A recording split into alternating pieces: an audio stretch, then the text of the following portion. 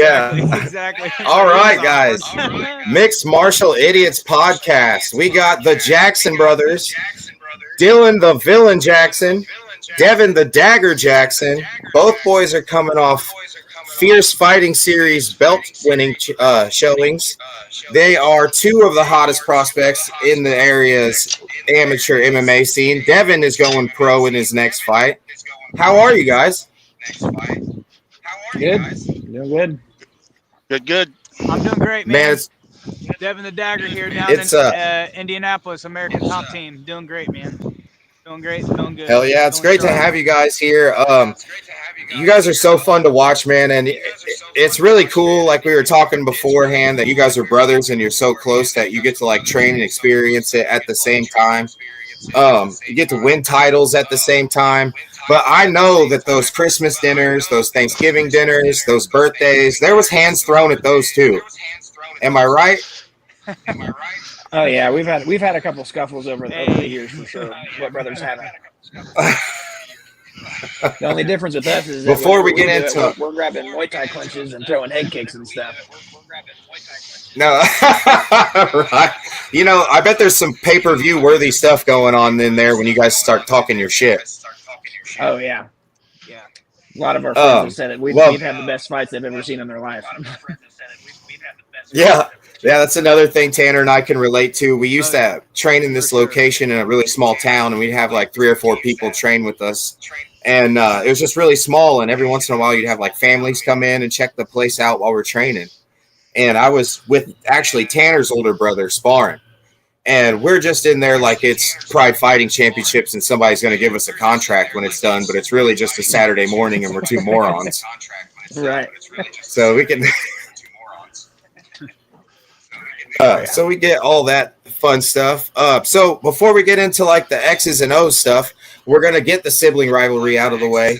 I got $1,000 cash and a night out in your favorite restaurant for the winner of the fist fight. Now, I know you guys aren't in the same location, so I'm safe to ask this. Who's winning that fight?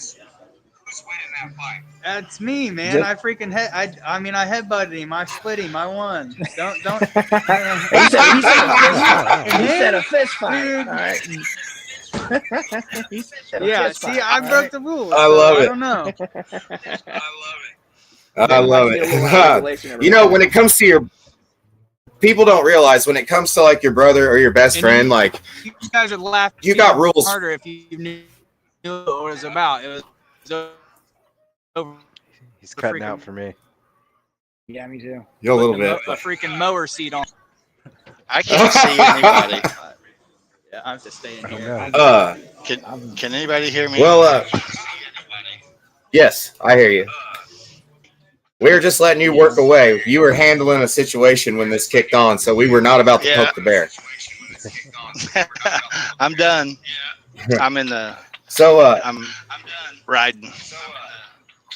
Well, Devin, we're going to start with you here just for a minute, man. The Dagger. Your accolades are incredible, man. Especially like the high school wrestling stuff. 197-7 high school wrestling record. 1-time state champ. 2-time state runner-up, 2012 135-pound number 7 nationally ranked, 2011 Super 32 national runner-up. I mean, the first time I saw you was in a kickboxing fight against Skylar Gooden. That was his last name, I think. Right. Was that his last name, right? Skylar. Yeah. Gooden. And dude, I would have never guessed that you were such a wrestler by how comfortable. Yes, sir. Yeah. Right.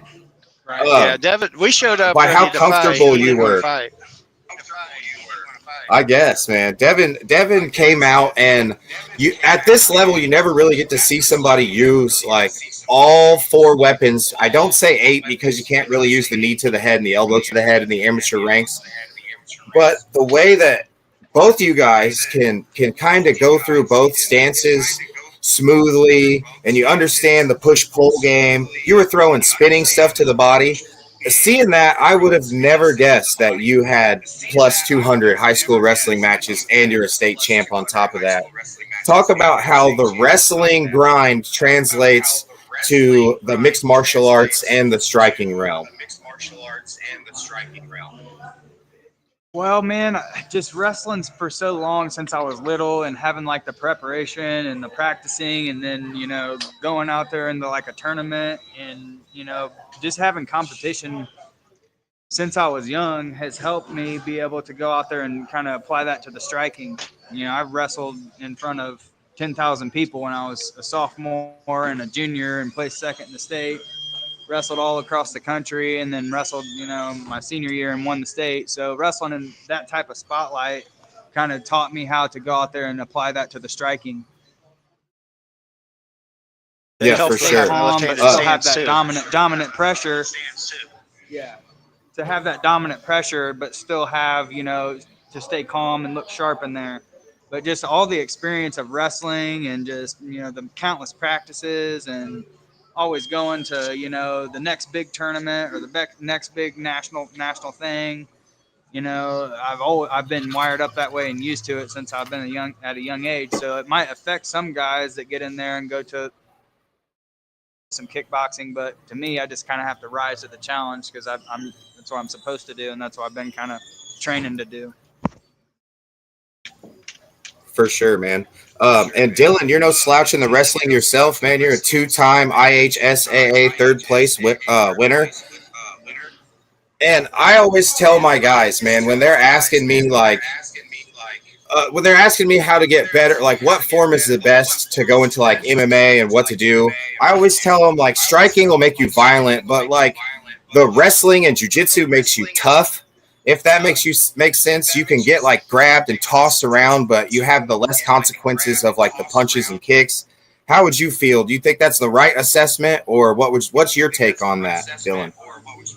I think you're definitely onto something there with like the grappling aspect of it. Like I felt like wrestling has always given you like a mental toughness, like a different kind of standard as compared to any other sport, and then as we have, kind of graduated high school and college and all that stuff, and then transitioned into jiu-jitsu, I've realized and seen how similar all that stuff is too. And then to try and think of what it would have been like to been in jiu-jitsu from the time that we was in wrestling, and just see all the similarities, and then also to see how different they are there too, but still like kind of the same at their core. Yeah, for sure, man. Sticking to this jiu-jitsu thing, like I said, I didn't know about your guys' grappling accolades, and it's really awesome to see until I was getting information from your dad. So me, myself, I'm heavily influenced by Craig Jones, Rafael Lovato Jr. I like Jeff Glover.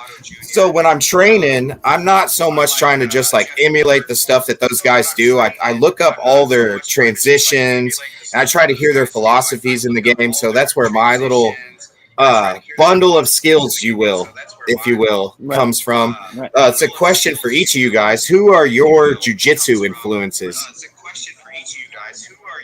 For me, obviously, you like jiu-jitsu all influences.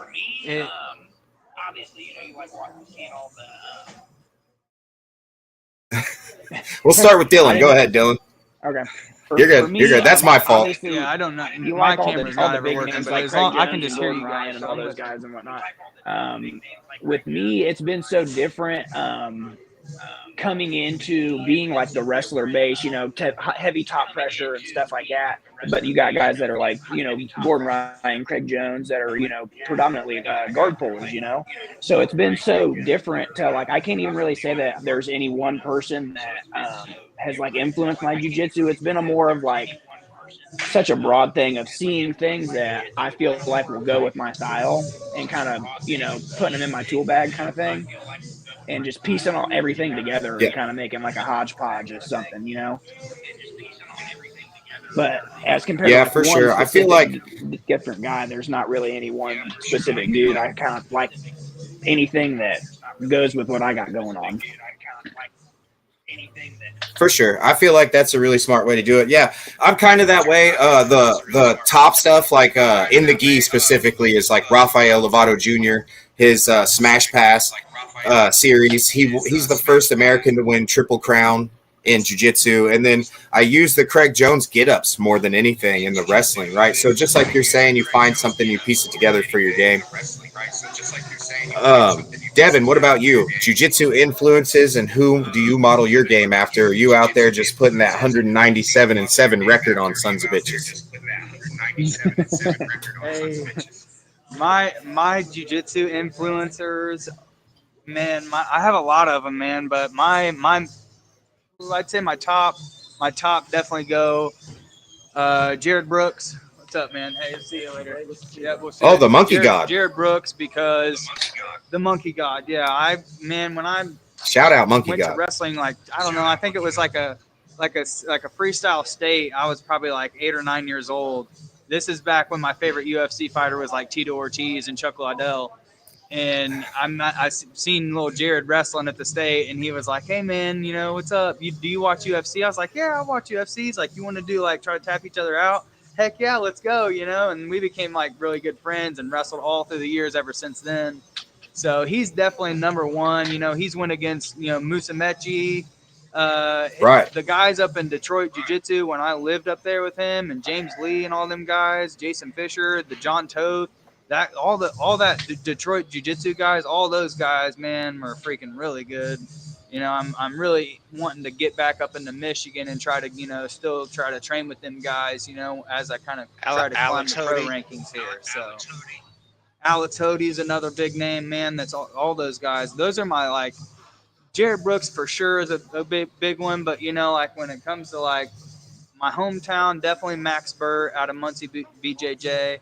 Definitely one of my favorite all-time coaches and instructors, even all through wrestling.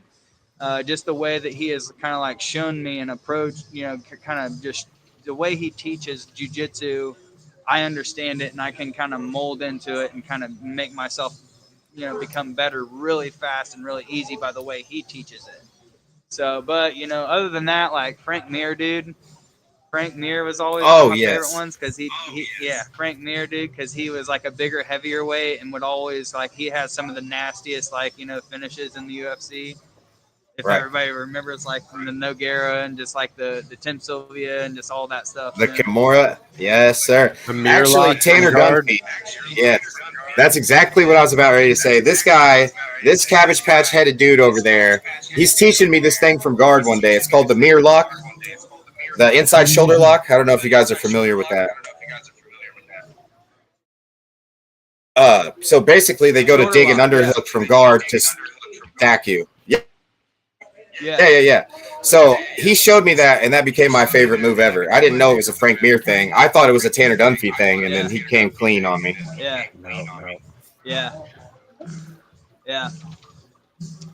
Is it kind of like from the bottom or the top? All right. From the bottom. So you guys do a lot of jiu-jitsu competition? From the bottom. You can get it either way. Overhook. You can get it either way. From bottom. Basically, you get to their elbow line. With is it like the Gordon Ryan kind of crunch? Dylan, we were just doing that yesterday, a couple days ago. No. So Gordon Ryan crunch is from an underhook. This is from an overhook. But you want to secure their elbow like short line, and then kind of you can fall to the side and do kind of different sweeps from it, or right? Yes, sir. That's from the bottom, right, Dylan? We were just doing that yesterday, weren't we? Like the other day before. Yeah, a couple days ago. Yeah, I swear that's kind of how it Hell works. Yeah, I love that. Yeah, so. Yeah, for sure. So my first jiu-jitsu tournament, I was feeling confident. We lost a ton of weight. We were feeling really good. I get in there with this guy, and I was in like the heavyweight division. Jiu-jitsu heavyweight was like 212 pounds, right? So I get out there, and this dude that looked like he was chiseled out of marble, right? Even Tanner was like, this guy's not in your weight class. This guy totally was in my weight class. I double leg him. He throws me off him like a child and proceeds to bow and arrow choke me in front of my coach and my best friend. That was like my welcome to martial arts moment. Do either one of you guys have any story like that? Was there a moment where maybe you underestimated somebody and they kicked your butt like I did? I remember when I was probably about, 7 or 8 years old. I was going against this kid from Red Cobra Wrestling Academy, and he suplexed me on the back of my head. And that was probably like the first time I ever got knocked out in my life. And it was just super gnarly. I'll never forget that one. I always remember that's like one of my top tier ones for sure. That's called a canon event. Yeah. Yeah. What about you, Devin? Anybody ever clean you out at practice and you didn't expect it? Oh yeah, dude. Cowboy National Cerrone. tournament he did. I know one. Oh, okay. Yeah, well, that's fair. Yeah. Cowboy I mean, Cerrone. dude, when it comes to You're not the guy in the famous sparring, video, yeah, are you? Man, he freaking kicked me and stuff, but in the legs and stuff. But I mean, throwing or like wrestling and stuff, man. I would have to say probably like, dude, this is countless times, man, when I just get thrown on my head or just, my back never be the same just because some guy suplexed me. Yeah. But. Right now, we're handing them out in the gym. We're giving. Go ahead. I got to hear the Cowboy Cerrone thing. The Cowboy Cerrone incident. He was out at Greg Jackson's gym after he.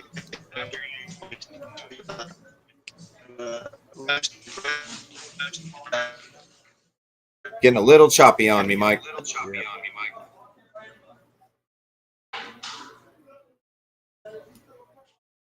I don't know. We might not have Mike for service right now. If you guys can hear me, I'll tell the story. Go ahead, Devin. Can't hear me. All right, all good on me. Man, that's like I was 17, man. My dad sent me out there. I'm living up at the dorms at like one of the old school freaking, Greg Jackson gyms. I lived like right in the gym. Met John Jones, all of them, but Bubba McDaniels was my mentor. He fought on the Ultimate Fighter, fought in the UFC and stuff. Real super cool dude. He lived in Indiana for he just signed for Bare Knuckle too. A little while. Oh shit. But anyways, it was I remember that the wrestling day was like on a Wednesday. Okay, so I'm ready. I'm like 17 years old. I'm I'm like a 2-time runner-up at this point. And Cowboy Cerrone walks in, and he's got. Hey, see you later, bro. He walks in, and he's got this like Hulk wrestling singlet on. It's like a Hulk, like purple. He's got the purple pants, Hulk, abs, and he's walking in this wrestling singlet. He's like, let's wrestle. Okay, throw a 5-minute timer on, 5-minute round, and I get Cowboy Cerrone 3 takedowns, 2-0. Shout out to Cowboy Cerrone right now. I'm still 3 takedowns above you right now in the world. And then so that happened. 5-minute round, I got him taken down 3 times. So I was only 17 years old too. Okay, so next day, fast forward. Next day happens. And he comes into the gym. It's kickboxing day, mind you. Okay? So now it's kickboxing day the very next day. He walks in, throws his damn bag down, lands right there, and he's like, where's that kid? He was like, I was like, kind of like, I'm over here. And he's like, oh, yeah, you took a part of my soul yesterday, buddy. He said, I'm going to get it back today. I was like, okay. He said, get your damn gear on. I got my shin guards on, dude. He just kicked the living crap out of my leg, man. I was limping, dude. And then he brought it upstairs a couple times, and I was out, man. Couldn't walk for 3 days. Cowboy Cerrone story, man.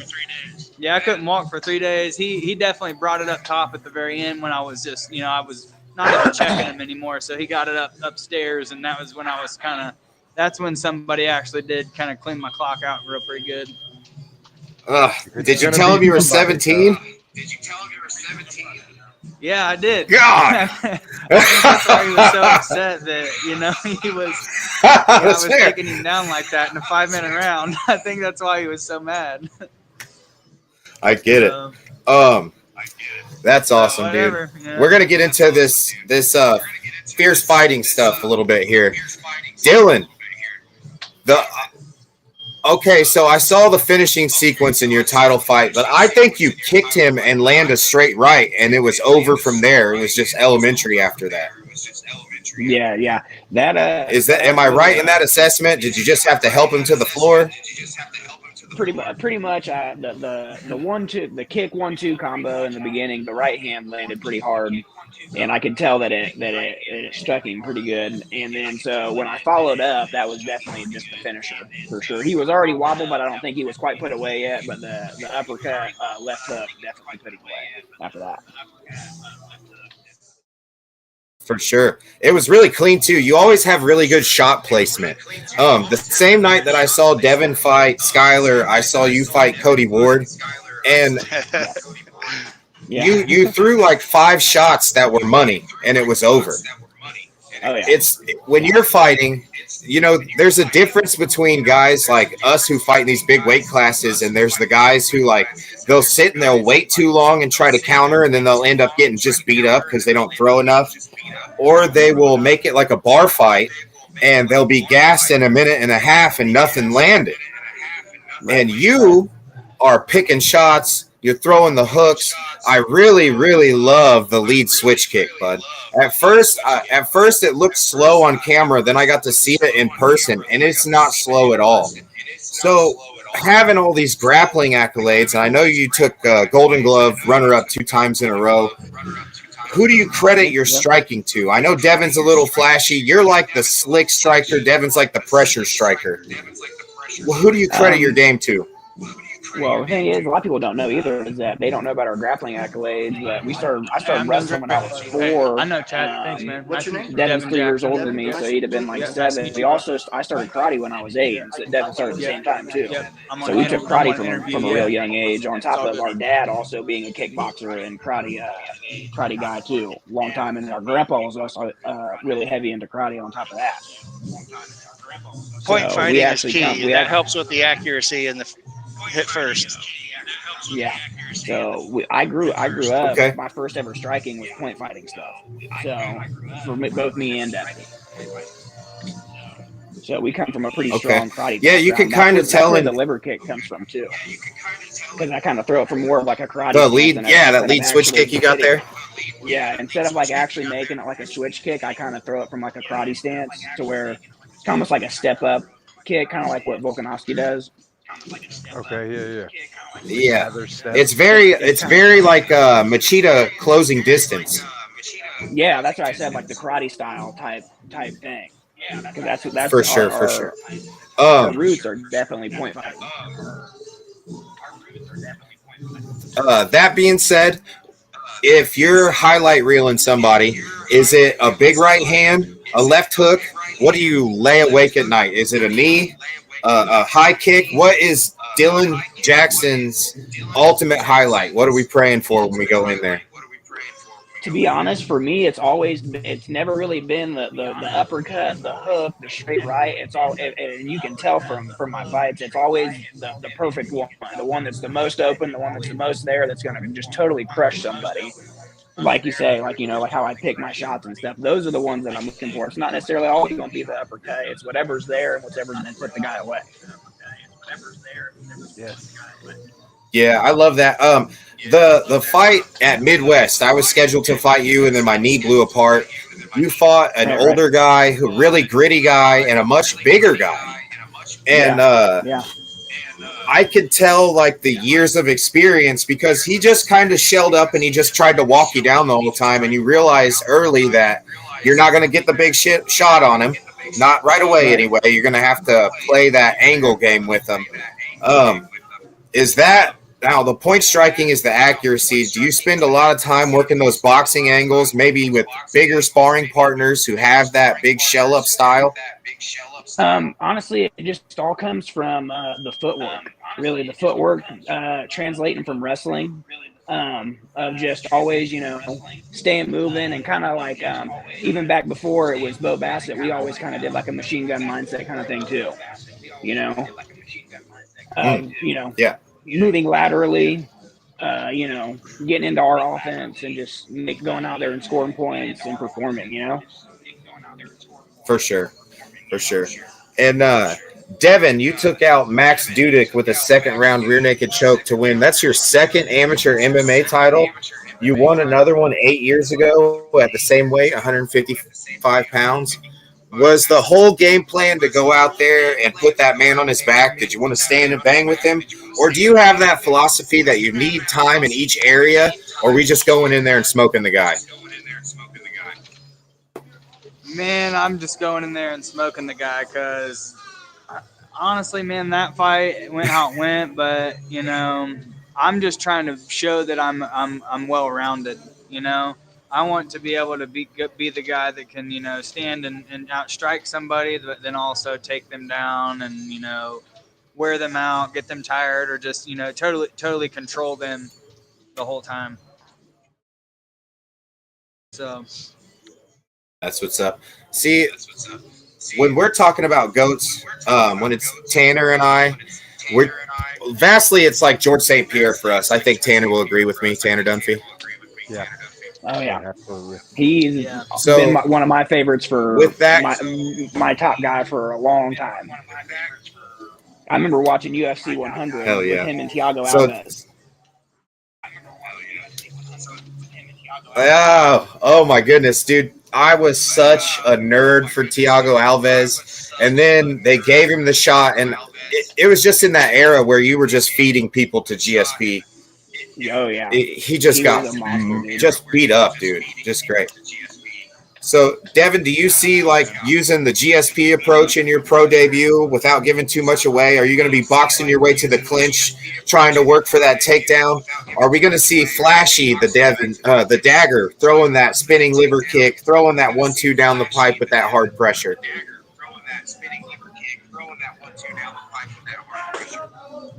Hey, you know, GSP is a definite good, you know, I don't know. I don't really want to try to say that I'm going to be like that or anything, but GSP, man, was one of the greatest at just mixing it up. You know, exactly right. That's kind of how I kind of want to do it for sure. You know, being able to defend takedown just to take them down and then ground and pound on them just to be able to outstrike them. You know, and that's kind of what I want to be like. Just being the full package, the full mixed martial artist, where I can, you know, take you down if I want to and put you down and hold you down, or, you know, slow you down with some striking and do some flashy stuff that makes the crowd, you know, be all excited and you know, all of that stuff. You know, GSP always hit so many cool strikes, but then also was able to hit, you know, some real badass, you know, throws and just, you know, big slams and stuff like that. He was always one of my favorite fighters to watch. So for sure, it's all about just probably being, one you of know, the first to like be having, completely well-rounded. Absolutely. All right, this is one of my. About being well-rounded is definitely going to slow somebody down. This is a question for each of you. Dylan, you can go first. I love getting you guys. Devin, you're about to be a professional. Dylan, you're killing it in the amateurs. This is like a question I have for every one of my fighters when I have on is, all right, Dylan Jackson, Devin Jackson, we sit you guys down in the UFC brass. We got Hunter. We got Sean Shelby. And Dana White says to each of you guys, I'm going to give you one fight. You win, 6-figure contract. You have to fight somebody who's currently on the UFC roster. Who's Dylan Jackson fighting? And then who's Devin Jackson fighting? Man, I don't know.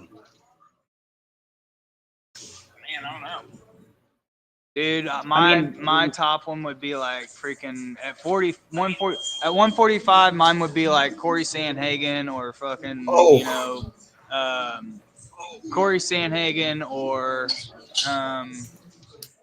McGregor for sure. Straight to the top. I like it. McGregor, one of them. Straight to the top. I like it. Yeah. That's what I was so torn about. I was like, do I could shoot for the guys that are against McGregor than I could Sandhagen because he's the dang beast. Honestly, just the first name that comes to your mind. I don't care where they are, Dylan. Just whoever you think that doesn't want any piece of the villain. I don't know. Honestly, I'd probably want to go for somebody that's probably a striker, just to be able to have that in the back pocket, my wrestling and grappling, even though my striking's gotten so sharp and so crisp over the last year or two. I'd probably want to go for somebody that's got that, if I needed to, I could pull out a nice little double leg or, you know, high croc or whatever to, you know. For sure. You always want that. So when you go pro, is it 170 or 185?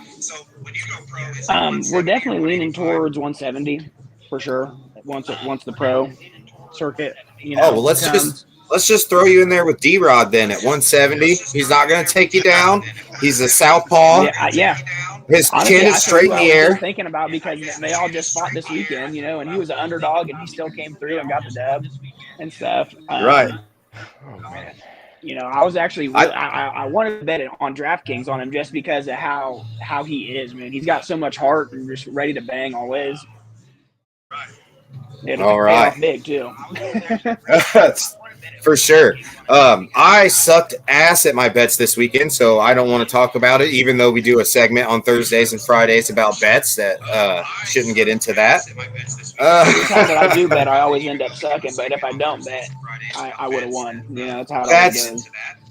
That's it too, man. Like, I have the kind of luck that I would lose my wallet on the way into the casino. Right. So this is the time, guys. We loved having you. We want you to promote yourselves, promote your gym. Dylan, we'll start with you because you're the far left in my corner. I want you to promote your next fight, the event, how everybody can watch you, your social medias, all that stuff, and then we'll get to Devin after that. Yeah. Well, like you guys know, it's always Team Wolfpack. You know what I'm saying? Muncie Brazilian Jiu-Jitsu, Muncie Pow Club. My next fight coming up is EFN 27. I'm fighting a pretty he's the number 1 ranked light heavyweight. His name's Alex Pokorny. He's a pretty tough guy. He's a wrestler himself. Definitely gonna be a banger. He's wanting to turn pro after this fight with me. Definitely gonna see where we stand at in the real world of things. Both got good collegiate wrestling skills. We're gonna see what he's got on his feet and all that good stuff too. You can get tickets on my social medias on Facebook, Instagram. You just gotta check any of those out. Also the EFN page. Hell yeah. We're just Devin, we're doing our thing. Tell them about your next fight. Tell them where they can reach you, how they can watch you, what they can find. Yep. All that. I'm Devin the Dagger Jackson. I fight at Team Wolfpack. I represent Muncie Brazilian Jiu-Jitsu. I represent Muncie Pow Club, American Top Team of Indianapolis. And my next fight is my professional debut. It's for Elite Fight Night Redemption 27. So that's in Hammond, Indiana. You guys can look that up on Facebook or whatever, Instagram. It's Elite Fight Night 27 Redemption. It's in Hammond, Indiana. It's my professional debut. I fight a guy named Dash Harris. He's a top 10 ranked guy. He's out of Michigan, but he's 1-0 as a pro, and I'm gonna go there and shock everybody with my performance and get out there and have some fun. I'm feeling great. I'm in shape. I represent Team Wolfpack all day long. Freaking Muncie, Indiana. I'm gonna put you guys on the map for Muncie Pow Club and Muncie BJJ out of Muncie. And my Instagram is the Dagger Jackson 1. It's just the Dagger Jackson and then the number 1. You can follow me on Instagram or look me up on Facebook. It's DEVON. And then Instagram is just the Dagger Jackson 1. I represent Team Wolfpack, Muncie Pow Club, Muncie BJJ, American Top Team of Indianapolis. Shout out to all my family, my friends, and my training partners, man. I've been waiting my whole life to finally turn professional, and I will have to say this, that I've honestly been waiting my whole life to throw elbows. So we're gonna see. I'm excited about it. So much love to everybody. Thank you, William Draper. Thank you, the other guy. You guys are cool, man. Tanner Dunphy for trying to put this on and get, Duffy, yeah. Oh, sorry. Yeah. Yeah, all you guys. You got putting us out here like this. You guys, all credit to you guys, man. This is super cool. Much respect and love, Draper. You've always been super cool to me, man. And this is super cool thing to be able to get our freaking names out there and just talk about MMA, man. Just let our freaking stories be known and get some freaking feedback from you guys too, man. Much respect and thank you so much. Love, man. You guys we're always trying to look for the real. You know what I mean? We always like when we're doing jiu-jitsu, we don't want to roll with the hobbyists. When we're doing striking, we don't want to hang out with the cardio kickboxing class. When we have guys fighting, we want them to fight real fighters. You guys are absolutely real fighters. I was scheduled to fight Dylan. I blew my knee out, and I can't tell you how excited I was for that fight, man. To actually go, you know what it means to go fight a real fighter. And you are absolutely that, my dude. And much love, much luck. You guys will be shared on the Buzz Sports pages. We're rooting for you guys. Anytime we can see you live, we love it. A big shout out to Mike Jackson. He didn't get to talk much, guys. Lots of kids like us don't grow up with dads for our whole life, and this man is out here showing up and showing out for his boys every time. So all love for you, Mike Jackson. This has been the Mixed Martial Idiots interviews. This is Team Wolfpack. Dylan the villain, Devin the dagger, and Dad Coach Mike. Follow these guys as they take over the world with Team Wolfpack. Thank you guys so much. Thank you. Yep. Thank you guys, man. Thanks for having us. Thank you guys. Yep.